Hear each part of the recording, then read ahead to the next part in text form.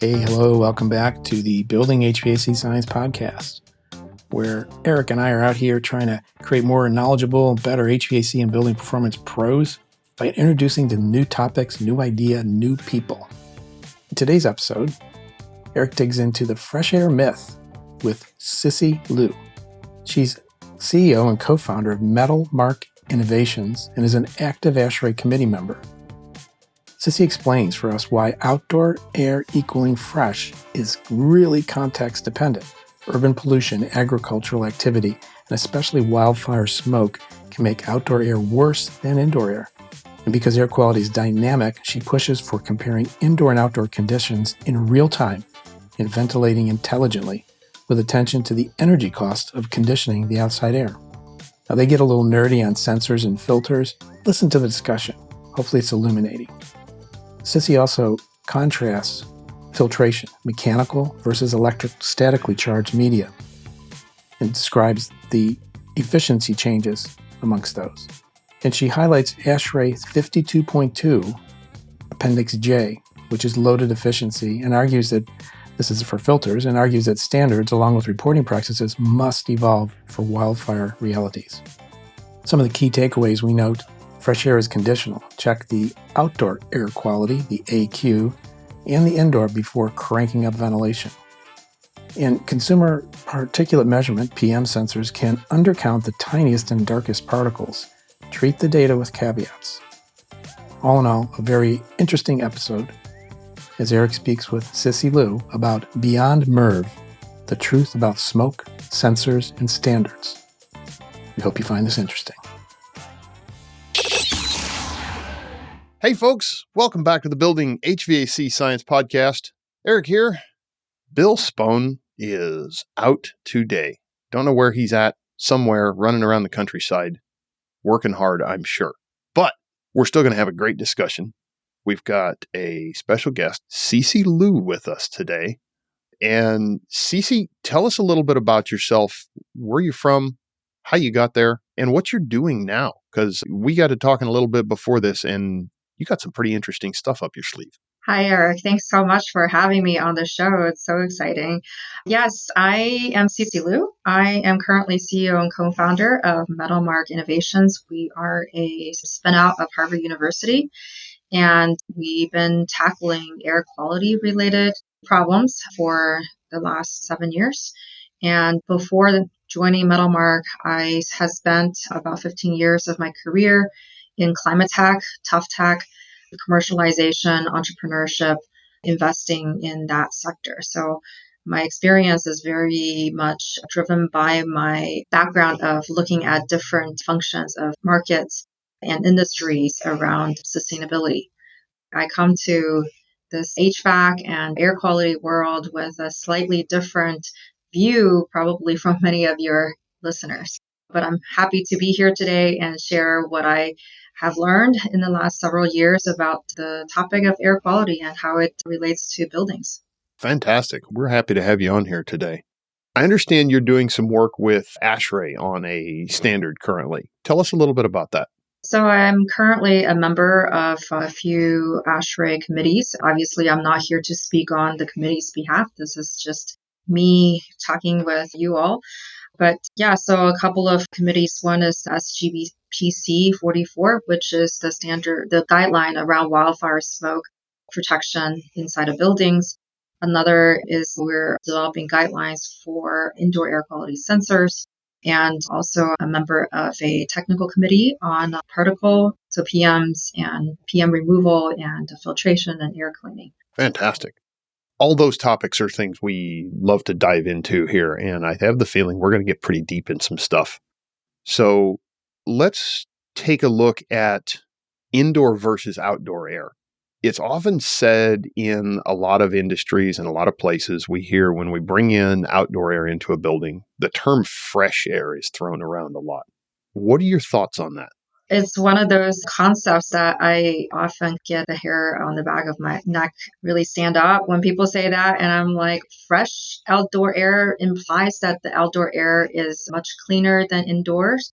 So if we look at the historical information, to the extent that we have the information, it is true, generally speaking, that outdoor air can be much cleaner than indoor air. So indoors, we tend to have concentrations of human activities and other types of combustion-related activities that increase PM levels, volatile organic compound levels, CO2 levels. And in comparison with outdoors, one could safely say indoor air can be actually much worse than outdoor air. However, this idea really depends on where you are. So if you're in an urban area where there's a lot of outdoor pollution, well, your outdoor PM 2.5 levels and certain VOC levels could be much higher than indoors. And the other problem that I'm seeing more of in terms of a trend is that we have more wildfires now, and that trend is not going away. It's increasing, and we have more wildfire smoke that is spread across the continent in North America. And in fact, it's a global trend. And so the smoke tends to also infiltrate indoors. And there's a question, is outdoor air really better than indoor air? And certainly from a smoke event perspective, we should actually not be infiltrating, or we should not be bringing outdoor air into the indoor space. So this idea is highly dependent on where you are, how the outdoor air conditions are, to decide whether or not that freshness concept really applies. So yeah, it's one of those words that I sometimes find very much misused. That was a really good description. I like that. What should someone do in the real world? We've got to have some real world applications to this, of course. What should someone probably do or look at doing or figure out how to do in a house or a building to bring in outdoor air successfully? Because if we have all these indoor pollutants, obviously we need to dilute them or we need to remove them from the building, which means we have to bring in some air from outdoors somewhere. I think there are a couple ways to think about that. One is to be aware of outdoor air quality typically. So the EPA, for example, has networks, sensors. The Air Now network has a lot of sensors, and they provide a high-level view of how your community might be exposed to levels of particles, for example, PM 2.5 at least, and certain types of chemical pollutants. So that information can be helpful in determining should you be ventilating with a lot of outdoor air. And certainly for many folks who are not in the urban area, it's usually safe to bring in outdoor air. But I have to say that having worked in some rural areas where you might be spreading chemicals outdoors, you may not want to bring that indoors either. So it's very dependent, depending on what your regional air quality looks like, and some of the government networks could be helpful in that. And the other topic here, I think, Eric, you might be also alluding to, is maybe we need to have better measurement of indoor air quality and compare that with outdoor air quality to decide when is the best time to actually bring in more of that outdoor air, or the vice versa. When is it a bad idea to ventilate with outdoor air? Absolutely. And I look at a lot of the standards that we apply today for ventilation, and we look at having constant ventilation or a certain volume of air. Personally, I really like to test because bringing in outdoor air can be very expensive for most of the year when you're considering that we might have to condition it, whether we heat it, we cool it, we dehumidify it. And obviously we should be filtering that air coming in as well to take as many particulates out of it as we can before it comes into the house. I'm personally a big proponent of testing and comparing outdoors versus indoors, because if we have a level indoors that we need ventilation and the outdoor areas can be brought in and cleaned up to a point where it's cleaner than the indoor air, I love it. But these things change. They're not a static level. Yeah, absolutely. My thing is, like, we need to compare somehow. And in my opinion, we need to do that on a very localized basis, because what I've seen is near roads or certain areas near a certain factories, certain locations are going to be dirtier than others at certain times of the day. That's right. Yeah, absolutely. And I think you already hit on several of the key reasons why ventilating with outdoor air is more and more problematic. So we talked a little bit earlier about how outdoor air could be actually getting worse because of wildfires. But in addition to that, there's just a reality that ventilation is one of the biggest drivers for HVAC energy use because, as you said, we have to condition the air every single time that we bring that outside air in.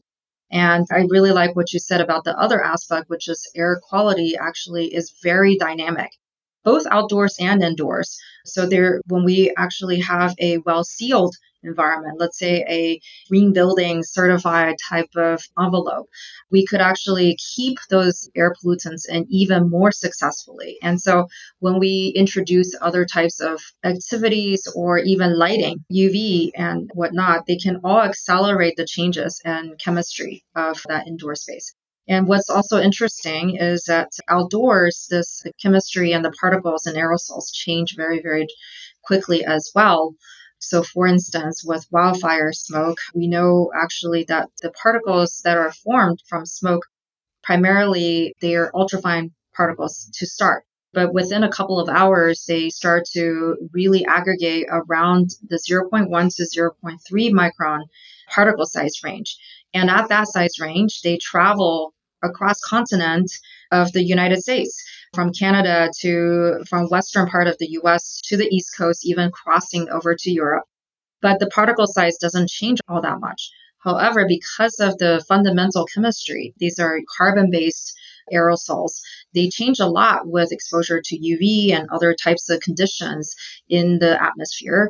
And they have different types of health impact as a result too. And so just as you said, they change so much and we cannot view it as a static thing. And so I think many of the current practices and even regulations were started back in the 1960s and 70s. So our technology and scientific knowledge have improved so much since then. And we have to bring those standards, regulations, and guidelines into the 21st century, I like to say. That's the fun thing about science is it's always changing. As long as there's new research going on, we're always learning new things. We're picking up new things. Our instrumentation gets better. Our sensors get better. Our knowledge gets greater. Yeah, definitely. You touched on a couple things I want to talk about, but you touched on sensors. Let's dive into sensors a little bit because you were telling me before we started recording that you've got quite a lot of sensors in some buildings and you're seeing some significant variance from a lot of the market sensors that are available on the open market, especially to homeowners and things like that, versus what some of your instrumentation is showing. Can you tell us a little more about that? One of the interesting things that in the indoor air quality space is that the way that scientists have been studying the indoor air quality and also the health impact, the pulmonary health impact of, for example, PMs, particles, they are very much driven by this idea of count concentration rather than the mass concentration, which is currently being used for PM 2.5 regulations. The other thing that's really interesting is based on a lot of our measurements in the field using high-end instruments, what we find is that particles are actually smaller. Practically all of them are smaller than 1 micron in size. So when we compare that with outdoor, the outdoor air has a much larger basket of particle size range. Are measuring indoors, it is a question of how do the currently available, much less expensive types of sensors actually measure up to the high-end instruments. So, for example, what we have found is that sometimes there could be an order or two orders of magnitude of difference in the number of particles counted by these sensors. And whichever way the numbers go, that has an implication for perhaps overstating or understating the actual PM concentration in the environment.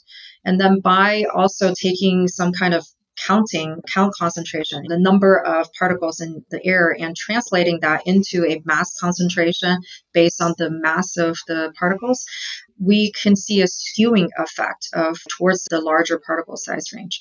Who cares, right? Who cares if the particle size range is different? But it actually turns out that under PM 2.5, it's actually very well known that a lot of the particles are very small. And it's the smaller particles that have a greater health impact to humans. So, for example, I mentioned that smoke particles are zero point 0.1 to zero point 0.3 microns primarily. And so when we take a typical sensor, PM2.5 sensor, which uses what's called laser scattering to estimate the number of balls that are floating around in a volume of air that is able to see passing through the sensor, it actually cannot accurately measure below zero point 0.4 microns for the most part. So you're basically getting a lot of, I would say, inaccurate data points from these smoke particle readings. And it matters even more indoors because a lot of the larger particles do get filtered out by our filters. And it's the smaller particles that can infiltrate much more successfully into the indoor space. And that's where we see like the importance of focusing more on the smaller particles and being very precise with what we're actually measuring and seeing in terms of the differences. Another reason why smaller particles can also matter is that there's a lot of research in this area that viral particles, for example, can float around for a very long time as these little aerosols. And they are also in that smaller particle size range rather than the big ones. The big ones tend to drop out of the air after we sneeze and whatnot, as we learned from COVID. And so when it comes to airborne pathogen spread, smoke particles, and many of the other more potentially hazardous PM, I wouldn't even say that they're not PM. They're generally called just particles in the indoor space. They are the ones that we should be paying a lot more attention to. And so coming back to this sensor difference, if our high-end sensors are telling us something very different from that of the low-cost sensors, there could be a potential technology concern. And I'm going to ask you maybe a question you don't know the answer here too on the sensors.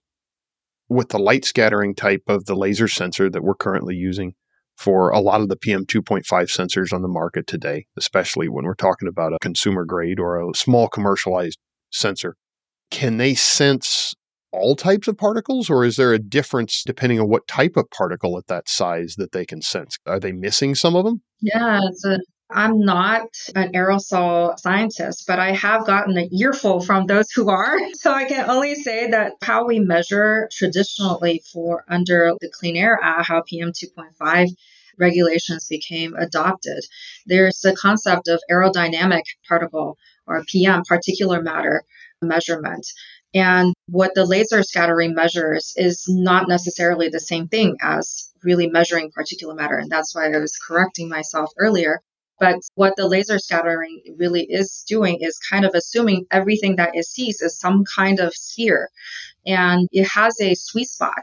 In fact, most of the scientific research, academic papers that have come out on low-cost sensors on PMs is that they're good around 0.6 micron to about 1 micron in size.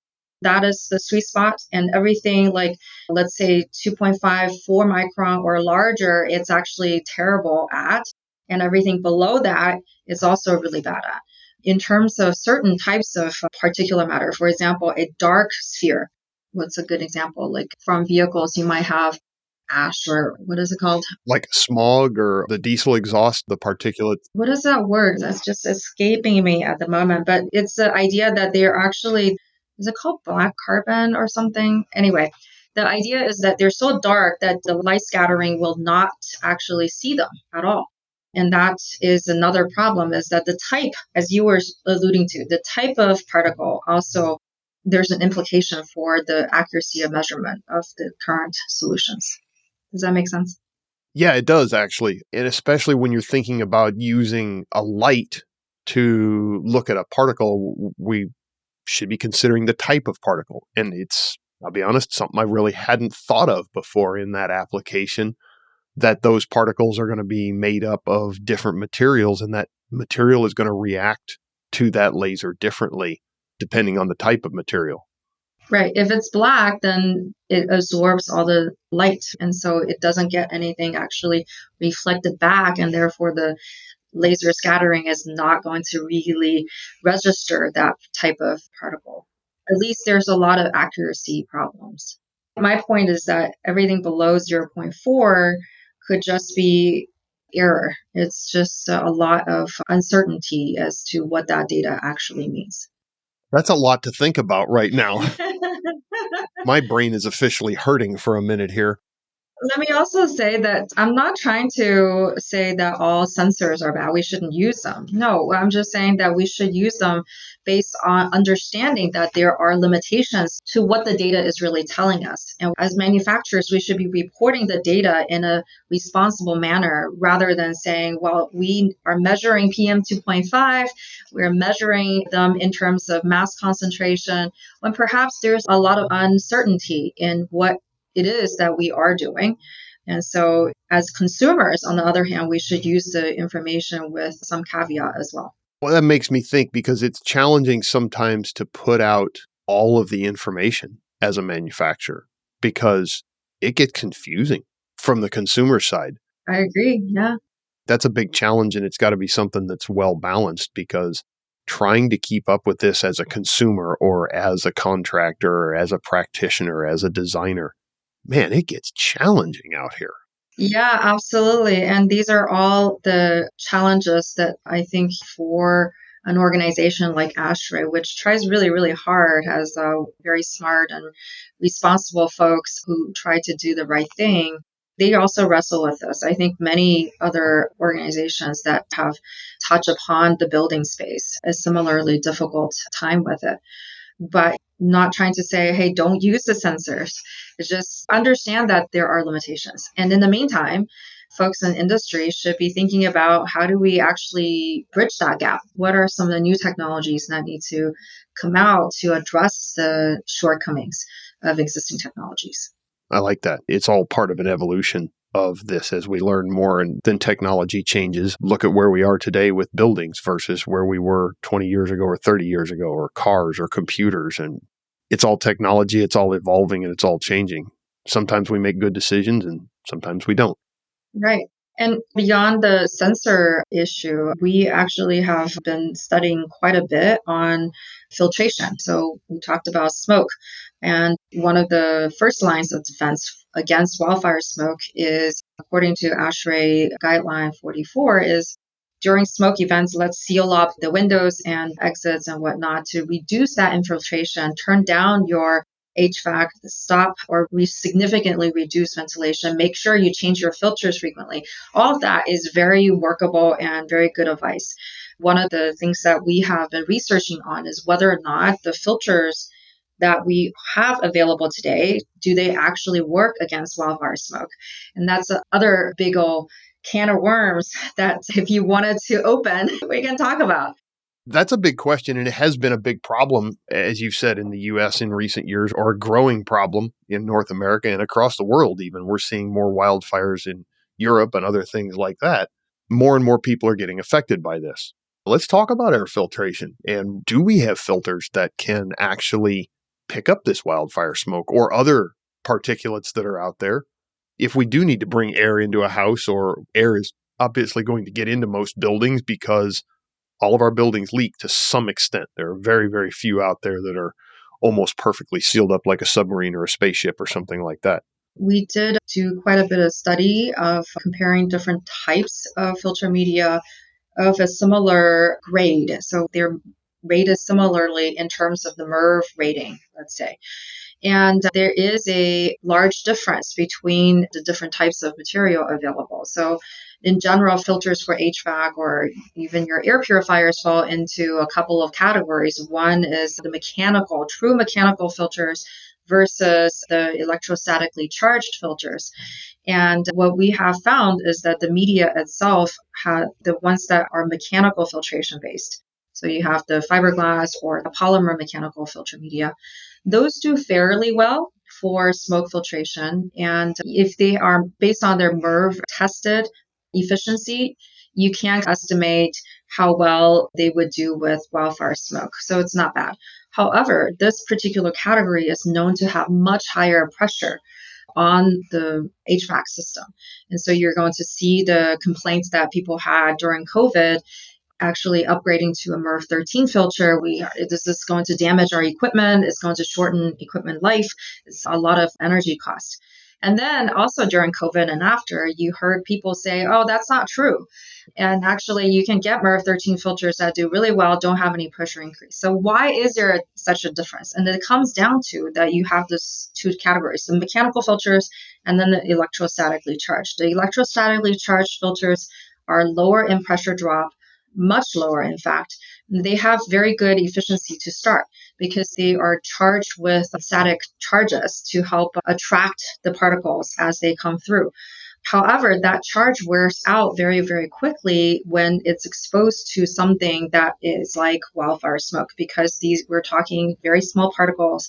They have charges. These carbon-based particles, aerosols, have charges. And also they form different types of blockage on the filters than what typical filter testing standards actually use for testing and evaluating filters. And so what ends up happening is that if I just simply said, well, my filter passed MERV 13, is it just as good for smoke? And it turns out it's not really true. So some of the standards, also the test standards, have to evolve, just as we were saying about the science and technology. Is that it has to evolve based on the new problem set that we're now faced with. And we have to test to say, oh, these filters actually do work for smoke, let's say. And so currently they're not being tested this way. So we did have a publication about this. And yeah, I hope that folks get interested and actually read the paper. But yeah, bottom line is it depends on the type of filter media.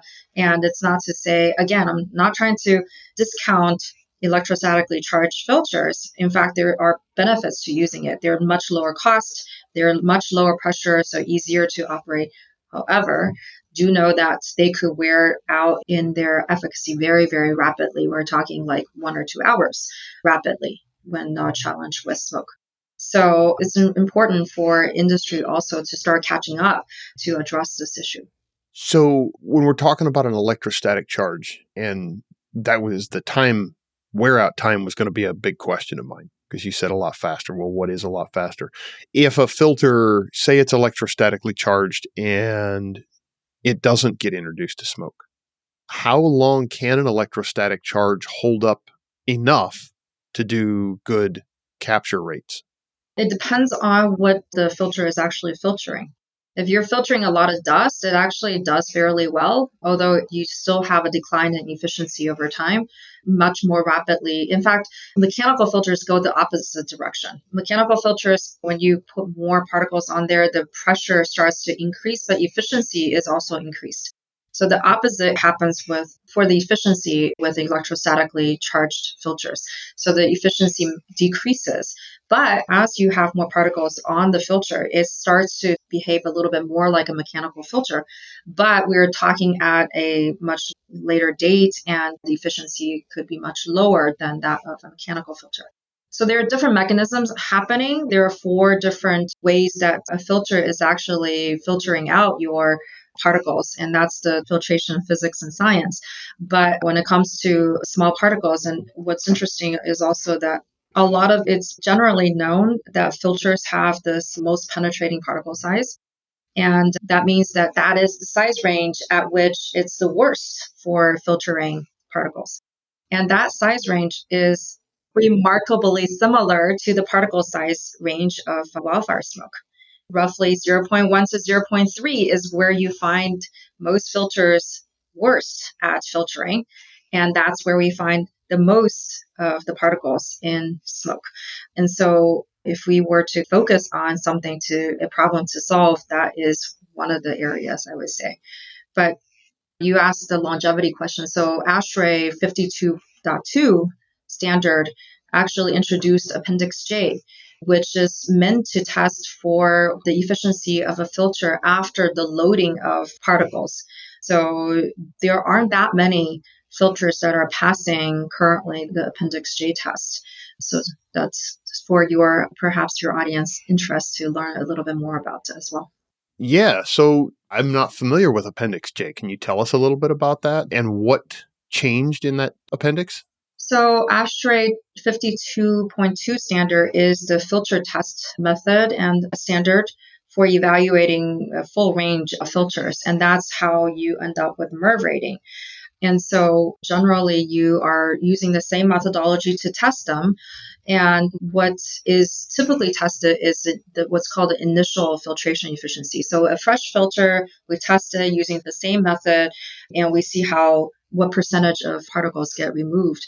Appendix J is meant to load the filter with the particles and testing again to see how efficient that filter is after that loading of particles. And so it's supposed to overcome this issue of what happens with aging, especially with what I'm talking about with certain types of filters that may degrade over time. But what's also interesting is that when you actually introduce smoke into the equation, that test still doesn't tell you enough. And so we still need to evolve the various standards to catch up to the current realities too. I do think there's a huge opportunity to find the middle ground between the two camps, the mechanical filters and the electrostatically charged filters, to get that sweet spot of being excellent for smoke filtration, but not super high in pressure that would wear out your equipment. Interesting. So I'm going to run something by you here that I've been curious about personally. Haven't really found any definitive research on it when I've looked around. But in the HVAC space, a lot of times we think of filtration as failing when the pressure drop increases across that filter, meaning we're using more energy to move the same amount of air through that filtration. It sounds like what you're saying here is there are certain filters out there who are actually bad or failing way before that happens because they're starting to let more particulate through them as they're going along. And that Appendix J test would show what's happening with that filter then. Yeah, there's a lot of different reasons for why the Appendix J could reveal some of the shortcomings of a filter. I'll bring it back to the smoke problem again. That what we found is that a lot of times the filter just degrades so rapidly, you don't see any pressure increase, even with loading of smoke. And so that's quite problematic, even from a estimation of life perspective, because the traditional method, as you already mentioned, is based on pressure of the filter. But if the pressure isn't matching up with what we expect from a degradation perspective, then that's not very useful of a metric. Interesting. What do you see as a future for ratings on filters then with regards to them losing their ability to capture certain size particles? It's so complex. This area is so new, actually. We haven't seen that many groups do studies around smoke, wildfire smoke, and filtration in general. And so this is another reason why we're talking about it. So I think a lot more research should be done and to verify that what we found is actually true. And we're very confident of our results, of course. But I think science is all about replication as well, making sure that we really understand what is going on. And then the second is that it's not just our testing. It's like there's a lot of other literature-based studies, academic studies that show similar effects with filters and cigarette smoke, for example. And so we know that there is a potentially similar effect that is repeated in wildfire smoke. So it's not entirely without basis that we're saying, oh, we tested and therefore it's right. However, I think it's also important that standards and guidelines and regulations should also start to catch up. What our general understanding in the public space, as well as with the different regulatory bodies and standard making bodies, should all start to catch up and address the shortcomings. If the current test standards aren't able to provide the evaluation that's necessary for us to make good decisions when it comes to a wildfire smoke event, then perhaps we should think about introducing changes to the existing standards or additional tests and whatnot. I think there's a lot of more work to be done by many, many groups, and it's fast evolving. Nobody really cared about wildfire smoke even 5 years ago. We were in COVID pandemic, and there were people who not only were dealing with the pandemic, but also were faced with smoke. But the rest of us didn't have any clue that smoke was an issue. It wasn't until a couple years later, in 2023, I would say, that when New York was blanketed by smoke, that we started to sit up and go, oh, maybe there is an issue. And then this year we saw the LA wildfires. that woke a lot of people up. So it's not a lot of time. Even the epidemiology research in this area has just been suddenly peaking in the last several years. So there's a lot more research to be done. Sounds like there's going to be a lot of work to be done on this topic. I have a related topic question for you. And this was something that I have read about, looking at indoor air quality, looking at sources and where things can come. How much looking at the particulates coming off of auto tires have you done? That is a very interesting topic, something that we read about in literature, but I myself and my colleagues, we haven't really done much on this topic yet. So yeah, I can't speak too much on that. That's fine. If you're not experienced with that, we don't want you talking about that. But it was an interesting query. I read a paper on it a while back, and it was quite surprising from what their research had said, how much particulate matter comes off automobile tires. Yeah, they do. Yeah. It's a water problem, a groundwater problem. Yeah, that's a groundwater problem. But I'm also wondering if it is an air problem for people that live close to busy roads, highways, things like that. There is a recent paper studying the pollution from rivers in California that border the US and Mexico. So even from that water that gets aerosolized as a result causes a number of air pollution issues for the local communities. So yeah, there's a lot of environmental, I think the broader scope is just calling it environmental hazards get created as a result of tires and what we do. All kinds of different things. Well, that's one of the fun things about science is it seems like it's never ending. Well, we shouldn't. And today, our understanding may be replaced by something very different in the future. But what's important is to continue to learn and be open to ideas and to adopt changes to what we do based on the latest science. And that's the process. A lot of critical thinking that needs to go on there with that too, which is always interesting. Anyways, Sissi, thank you very much for joining us. I want to ask you before we leave here, because we are running up on time, any last thoughts you want to leave with our listeners today? Yeah, sometimes I bring up a lot of these problems and people get frustrated and say, well, what about the solutions? You're just making us feel terrible. But what can we do about them? We at Metalmark, we're certainly trying to address some of the gaps and doing it in a way that is responsible. But I encourage your other listeners to become more informed in this space and to hold more folks accountable for the recommendations they give. And we can all do better. We should all be more responsible for our own health and for what we do. Gotcha. Where can people find you if they want to reach out to you? I think you're on LinkedIn. Yeah. Great place to get a hold of you. Yeah. I post sometimes on LinkedIn. I have a blog on Medium. And I can be reached by email. I'm at Sissi, spelled SISSI, at metalmark.xyz. Feel free to send me an email, and I'm always happy to talk the science. If you disagree, I'm happy to debate the science. So that's how I think we all get better, is that we got to be open to new ideas. Awesome. And of course, Metalmark, you said metalmark.xyz is the website there if you want to learn more about Metalmark, which I think I'm going to go have to check out another website now. So please do. All right. Thanks, Sissi, for joining us, and we'll see everybody on the next one. Thank you, Eric.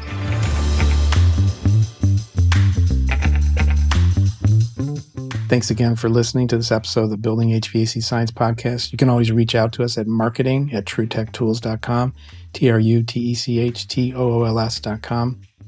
Now, some of the topics we discuss require technical training for proper interpretation or safe execution. So if you're a trained pro, you can proceed immediately. If you're not, please consult with and hire a trained pro. The Building HVAC Science Podcast, a production of TrueTech Tools Limited. Full disclosure, I'm the owner of TrueTech.